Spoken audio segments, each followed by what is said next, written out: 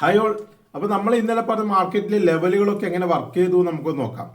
നമ്മൾ പറഞ്ഞ ലെവലുകൾ എത്രയാണ്? 25,980 മുതൽ 26,000 വരെ ലെവൽ പറഞ്ഞിരുന്നു അല്ലേ. പിന്നെ 26,060 പറഞ്ഞിരുന്നു. പിന്നെ 26,730 പറഞ്ഞു. കുറച്ച് താഴത്തായിട്ട് 25,980, 25,900 വരെ നമ്മൾ ലെവൽ പറഞ്ഞു. ഇത്രയും ലെവലുകൾ നമ്മൾ പ്രധാനമായിട്ട് നിഫ്റ്റിയിൽ പറഞ്ഞു അല്ലേ. മാർക്കറ്റ് ഇന്ന് ഓപ്പൺ ആയത് സൈഡ് വേസ് ഓപ്പണിംഗ് ആയിരുന്നു. കൃത്യമായിട്ട് നമ്മൾ ലെവലിൻ്റെ അടുത്തുണ്ടായിരുന്നു മാർക്കറ്റ് ഓപ്പൺ ആയത്. അതിനുശേഷം കൃത്യമായി മാർക്കറ്റ് നല്ലൊരു റെഡ് ക്യാൻഡിൽ കാണിച്ചു. അതിനുശേഷം വലിയ ഫോളോ അപ്പ് ക്യാൻഡിലൊന്നും ഉണ്ടായിട്ടുമില്ല. അതുകൊണ്ട് നമ്മൾ ആ ട്രേഡ് എടുത്തിട്ടില്ല. മാത്രമല്ല സൈഡ് വേസ് ഓപ്പണിംഗ് ആയതുകൊണ്ട്, കൃത്യമായ സൈഡ് വേസ് ആയതുകൊണ്ട് ഒരു കുറച്ച് വെയിറ്റ് ചെയ്യാൻ വേണ്ടി മാർക്കറ്റിൽ ഞാൻ അപ്പോൾ തന്നെ ഗ്രൂപ്പിൽ ഞാൻ അപ്ഡേറ്റ് ചെയ്തിരുന്നു. അതിനുശേഷം ഒരു ഗ്രീൻ ക്യാൻഡിൽ കാണിച്ചു. ഒരു നാലാമത്തെ ക്യാൻഡിൽ ഏകദേശം 9:40 നമ്മൾ ഏകദേശം ട്രേഡിലേക്ക് എൻ്റർ ആയത്. സി സൈഡിലേക്ക് ട്രേഡിലേക്ക് എൻ്റർ ആയത്.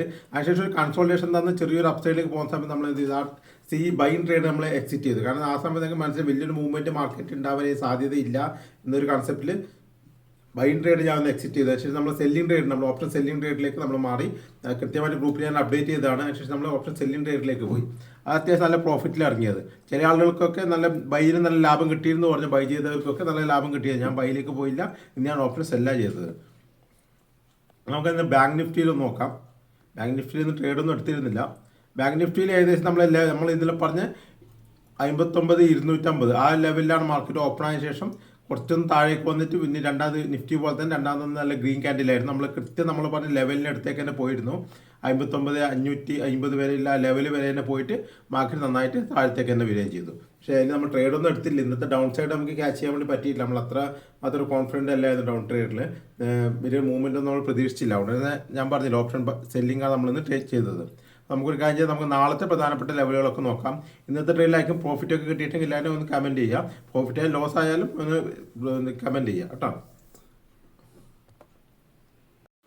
നാളത്തെ പ്രധാനപ്പെട്ട ലെവലുകൾ പറയുന്നതിന് മുമ്പ് ഒരു കാര്യം പറയാം. നാളത്തെ ഇപ്പോൾ ന്യൂസ് ബേസ് ആയിട്ട് ചില മൂവ്മെൻറ്റുകൾക്കൊക്കെ സാധ്യതയുണ്ട്. അവിടെ നമ്മൾ ശ്രദ്ധിച്ചിരിക്കുക എന്നുള്ളതാണ് പ്രധാനപ്പെട്ട കാര്യം.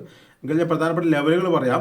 25,960 ഒരു പ്രധാനപ്പെട്ട സപ്പോർട്ടായിട്ട് വർക്ക് ചെയ്യും. അത് നമ്മൾ റെസിസ്റ്റൻസ് ആയിട്ട് വർക്ക് ചെയ്യുന്ന 26,100 പിന്നെ 26,150 ഇത്രയാണ് പ്രധാനപ്പെട്ട ലെവലുകളായിട്ട് വരുന്നത്. അതുകൂടെ താഴത്തായിട്ട് വരുന്നത് 25,890 ഒരു സപ്പോർട്ടായിട്ട് വർക്ക് ചെയ്യും. ഇത്രയാണ് പ്രധാനപ്പെട്ട ലെവലുകൾ. അപ്പോൾ മാർക്കറ്റ് ഏകദേശം സൈഡ് വേസ് ഓപ്പണിംഗ് ആണെങ്കിൽ ഈ ഒരു ലെവലിലേക്ക് എത്തിയിട്ട് റിവേഴ്സിൽ കാണിച്ചാൽ നമുക്ക് മുകളിലേക്ക് ട്രേഡ് എടുക്കാം. അപ്പ് സൈഡിലേക്ക് പോകുന്നുണ്ടെങ്കിൽ അവിടെ ഒരു റെസിസ്റ്റൻസ് കാണിച്ച് താഴത്തേക്ക് വരുന്നുണ്ടെങ്കിൽ നമുക്ക് ഡൗൺ സൈഡിലേക്ക് ട്രേഡ് എടുക്കാം. അല്ല ചെറിയൊരു ഗ്യാപ്പ് അപ്പ് ഓപ്പണിംഗ് ഒക്കെ ആണെങ്കിൽ ഇവിടെ എത്തിയിട്ട് റിവേഴ്സിൽ കാണിക്കുകയാണെങ്കിൽ നമുക്ക് ഡൗൺ സൈഡിലേക്ക് ട്രേഡ് എടുക്കാം. നല്ലൊരു ഗ്യാപ്പ് ഡൗൺ ഓപ്പണിംഗ് ആണെങ്കിൽ ചിലപ്പോൾ മാർക്കറ്റ് താഴത്തേക്ക് വരാനുള്ള സാധ്യതയുണ്ട്. അപ്പോൾ അങ്ങനെയാണെങ്കിൽ ഇത് ബ്രേക്ക് ചെയ്യുകയാണെങ്കിൽ നമുക്ക് ഡൗൺ സൈഡിലേക്ക് ട്രേഡ് എടുക്കാം. എന്നാൽ ഗ്യാപ്പ് ഡൗൺ ഓപ്പണിംഗ് ആണെങ്കിൽ താഴേക്ക് തന്നെ വരാനാണ് പിന്നീട് സാധ്യത കൂടുതൽ കാണുന്നത്. ഓക്കെ, ഇത്രയാണ് ഞാൻ നിഫ്റ്റിയിൽ ട്രേഡിങ്ങിൽ പ്ലാൻ ചെയ്തിരിക്കുന്നത്. ബാങ്ക് നിഫ്റ്റിയിൽ ഇന്നത്തെ ലെവലിൽ വലിയ മാറ്റങ്ങളൊന്നുമില്ല.